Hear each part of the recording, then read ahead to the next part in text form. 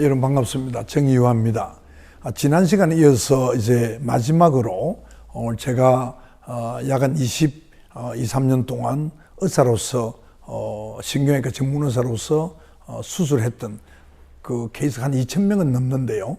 그 중에서 이제 에피소드만 제가 좀 소개를 드렸습니다. 오늘 이제 마지막 시간으로 내 종양에 대한 수술에 대해서 말씀을 에피소드를 좀 소개를 하겠습니다. 그 국제시장에 한 할머니가 계시는데요. 그분이 제가 그 수술할 당시에는 한 50 정도, 60살 정도 됐는가요? 50대 하여튼 중반으로 기억을 하는데, 국제시장, 부산 국제시장에 그 2층에 그 포목점에 장사를 하시는 분이세요. 근데 그분이 이제 이 두 개 그러니까 기저분인데요. 그게 내 수막종 환자인데, 우리 안구가 들어있는 그 부분이 있지 않겠습니까? 그 위쪽에서 생겼는데요. 수술 꽤 큰 수술이죠. 크기도 꽤 컸습니다. 그래서 이제 오셨는데, 그 수술을 아주 힘들게 해서, 이게 이제 내 그 바닥에 그부터 출발했기 때문에 그 바닥을 일일이 제가 그걸 저희들 코아구레이터라고 그러는데, 그 코아구레이션에서 전기로 찢어가지고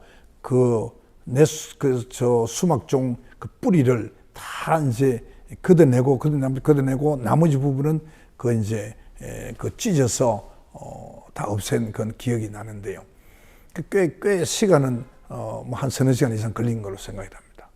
그래서 이제 그 보면 다 완쾌되고 난 뒤에 약간 얼굴에도 여기 이제 수술한 표가 뼈 뚜껑을 이제 저희들은 이제 뼈를 이렇게 구멍을 내 가지고 뚜껑을 만들어서 수술 끝나고 나면 다시 그 뼈를 다시 이제 뚜껑이라고 말을 합니다만, 그걸 이제 제가 다시 덮어주고, 그리고 이제 이렇게 실로서 묶어주어서 이러는데, 그게 약간 들어갔던 것 같아요. 그래서 약간 이 표가 나고 했는데요.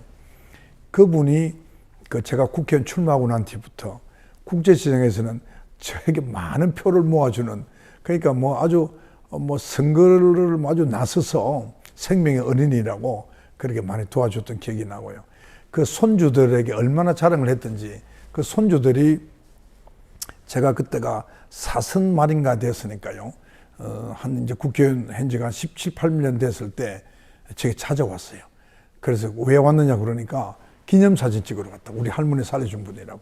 그래서 기념사진도 찍고, 그래서 지금도 살아 계시는데 가끔 이제 장사는 안 하시는 것 같아요.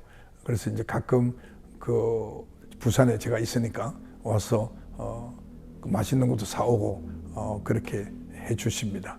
그래서 그 수막종의 그 케이스를 하나 잊을 수가 없고요.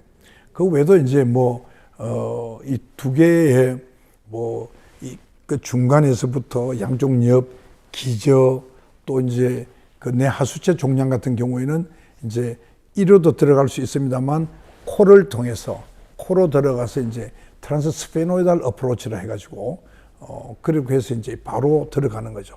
그래서 위치는 되게 이것하고 여기가 이제 만나는 중심 정도 되는 부분인데, 거기에 내 하수체가 거기 있거든요. 이제 그것을 그 TSA라고 해서 트랜스페노이달 어프로치라고 그러는데, 그 수술도 하고요. 그러니까 참 제가 감사하게 생각하는 것이, 우리가 이제 해부 실습을 할 때 본과 1학년 해부학 시간에 본과 1학년 때 되게 하는데요. 또 신경외과 공부를 하면서도 뇌를 따로 이렇게 포르마린에 보관되어 있는 그 뇌를 일일이 잘라도 보고 공부를 그렇게 합니다만, 생체에서 수술을 하면서 뇌의 앞, 뒤, 옆, 아래, 위, 밑, 바닥 해서 거의 다 제가 볼 수 있었던 겁니다. 그래서 저는 참 그걸 참 제가 감사하게 생각을 합니다. 왜냐하면 그건 정말 아무나 그런 기회를 가질 수가 없지 않겠어요? 그래서 저희들 신경의사는 그 인간의 중추신경계, 특히 뇌를 다루는, 질병을 다루는 의사로서 그 자존심이, 그 긍지가 아주 대단하죠. 그리고 사명의식은 뛰어나고요. 때로는 5시간, 10시간, 때로는 밤을 꼴딱 새면서 수술을 하고, 그리고 사실 여러분은 이번에 의정 대란이 일어나서 이제 좀 많이 보도가 되고 했습니다만, 우리 의료보험 수가라는 것이 비현실적일 뿐만 아니고 굉장히 낮습니다. 그러니까 예를 들면 지난 20년 동안에 의료보험 수가가 하나도 인상되지가 않았어요. 매년 1.5% 정도 인상을 해줬는데 인플레가 그것보다 훨씬 더 됐으니까요. 그러니까 20년 전이나 지금이나 그 액수는 거의 비슷한 거죠. 근데 여러분 20년 동안에 의사, 간호사, 또 약사, 병원 직원들 인건비가 얼마나 올랐겠습니까? 아마 2배 이상 올랐을 겁니다. 그래서 저희들은 언젠가는 적자로 병원은 나라가 이것을 해결하지 않으면, 수가 조절을 하고 의료 정책을 바꿔주지 않으면 언젠가는 그만둘 수밖에 없다. 병원은 문을 닫을 수밖에 없다. 라고 생각하면서도 그런 사명감을 가지고 열심히 이제 살아온 것이죠. 지금 이제 아마 특히 지방 중소 2차 종합병원은 굉장히 어려울 것입니다. 그건 제가 직접 병원을 경영하면서 지금 제가 보고 있기 때문에 특별한 경우를 제외하고는 굉장히 어렵고요. 제가 이제 보니까 서울의 2차 종합병원의 임상과장들의 임금은 우리 그런 지방 병원의 의사들보다도 한 60~70%밖에 되지 않는, 그래서 임금도 좀 의사들 임금이 훨씬 적고요. 그럼 왜 그러냐면 서울이라는 지역이 주는 여러 가지 메리트가, 장점이 많으니까 그 급여가 좀 작아도 지방에는 안 올라가는 거죠. 그래서 이제 서울의 소위 빅5라 해서 그 많은 그 대학병원을 위시한 그런 이제 큰 재벌 병원들로 인해서 뭐 환자가 거의 다 그리로 가니까 지방은 더 이제 환자가 떨어지고 더 경영이 더 어렵고요. 뭐 그런 것을 이번에 그 의정 대란으로 인해서 다 알게 된 겁니다. 그 지난 2월 6일인가 윤석열 대통령이 의대 정원을 2,000명을 하겠다 하는 그 이후에 지금 까지도 계속해서 그 문제가 남아 있습니다만, 이것을 해결하면서 의료보험 수가를 현실화하고 또 그 제도에 대한, 지금은 이제 지난 40년 그러니까 77년에 시작했으니까 약 한 40년 이상 동안 그 의료 정책의 키가 뭐냐면 행위별 수가입니다. 그러니까 예를 들어서 제가 10분, 20분간 이 수술은 필요가 없고 이 약은 이 약만 어떻게 돼서 먹고 어떻게 조심하고 뭐지 필요 없다 하는데 이제 설명을 한 1, 20분 해도 그것은 완전히 무료입니다. 그렇기 때문에 이런 것도 바로 잡지 않으면 소위 이제 생명과 직결되는 과들, 제가 하는 신경외과나 또 흉곽외과나 또는 일반외과나 또 내과, 또 산부인과, 소아과, 이런 과는 힘들고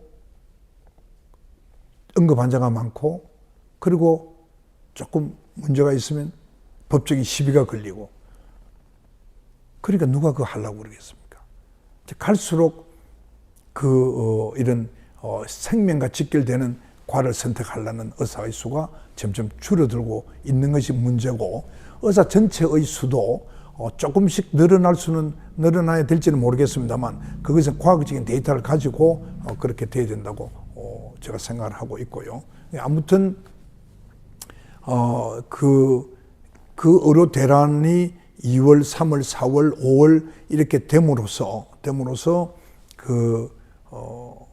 이 의료계의 문제가 그대로 밖으로 이제 나온 겁니다. 그래서 제가 유튜브를 보면 많은 젊은 그 유튜버들은 그 왜 수가를 누가 조절하느냐? 이게 나라가 전부 다 컨트롤하고요. 이게 의료 사회주의화 돼 있다는 사실을 모르는 거죠. 그러니까 우리나라는 뭐 수술을 잘하고 의술도 굉장히 발전했고 치료비도 굉장히 싸고 이렇게 좋은 제도를 가진 나라가 우리 대한민국밖에 더 있느냐? 그런데 거기에는 실질적으로 사명감이 투철한 훌륭한 의사들이 많아서 그분들이 희생을 해온 그 위에 그렇게 돼 있다는 것을 오늘 제가 이 녹화를 하는 것이 언제 제가 방송이 될지는 확실히 모르겠습니다만, 이번에 이 의료계의 문제가 다소 해결이 되어서 영속될 수 있게끔, 그래서 우리나라 의사들이 좀 더 사명감을 가지고 국민을 위해서 봉사할 수 있는 그러한 의료계가 되기를 바라고요. 그동안에 개업을 많이 하고 또 그 개업을 해서 돈을 버는데 혈안이 되었던 많은 그 의사들도 이번 차제에 한번 자기 성찰이 필요하고 반성도 필요할 거라고 봅니다. 제가 부산에서도 서면이나 한번 가봤는데요. 그 서면 지하철역과 연산역 같은 데 가보고 깜짝 놀랐어요. 온 지하철 벽에 병의원 광고밖에 없어요. 그걸 보면서 제가 이거 어떻게 하다가 우리 의사가 이런 지경이 됐느냐. 지금 제가 전 세계를 많이 다녀봤습니다만 이렇게 개원을 많이 하는 그런 나라는 없습니다.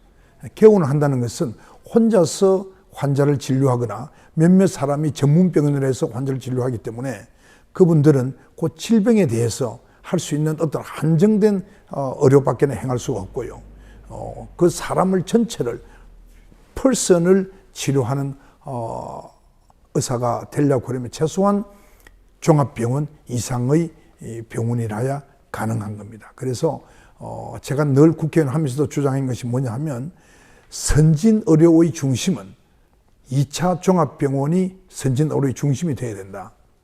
그 지난번에 그 의료 대란 속에서도 그 대학병원들이 그 환자가 줄어서 뭐 운영이 안 된다, 뭐 적자가 어떻다 이런 얘기가 있으면서도 크게 의료 대란이 없었지 않습니까? 그것은 대학병원이나 빅5 병원에서 하던 많은 수술 중에서 대부분은 2차 종합병원에서 다 할 수 있기 때문에 예를 들면 저희들 봉생병원, 동네 봉생병원이나 봉생기념병원이나 이런 봉생병원에서 웬만한 뇌수술, 웬만한 질환 치료를 다 할 수 있거든요. 특히 봉생기념병원에서는 최근에 한 석 달 됐습니다만 신장 이식을 1,300명 이상 해서 부산, 울산, 경남에서는 아주 최고의 좋은 결과도 내고 숫자가 많았지 않습니까? 그런 것은 그 2차 종합병원에서도 우리가 전문화를 함으로써 가능하거든요. 그래서 앞으로 정부가 의료 수가를 좀 더 현실화시키고 그리고 정책을 좀 바꾸고 해서 의사가 좀 더 사명감을 가지고 긍지를 가지고 더 나은 시설을 가진 그 병원으로 키울 수 있게끔 정책을 바꿔준다면 저는 우리나라의 의료는 계속해서 이 좋은 제도 속에서도 국민들은 적은 돈을 부담을 해서 좋은 양질의 의료를 혜택을 받는 그러한 나라로 세계적으로 아마 이름을 떨칠 수 있지 않겠나 이런 생각이 듭니다. 시청자 여러분 경청해 주셔서 대단히 감사합니다. 제가 의료계의 문제점을 다음 시간에 마무리를 좀 더 하도록 그렇게 하겠습니다. 감사합니다.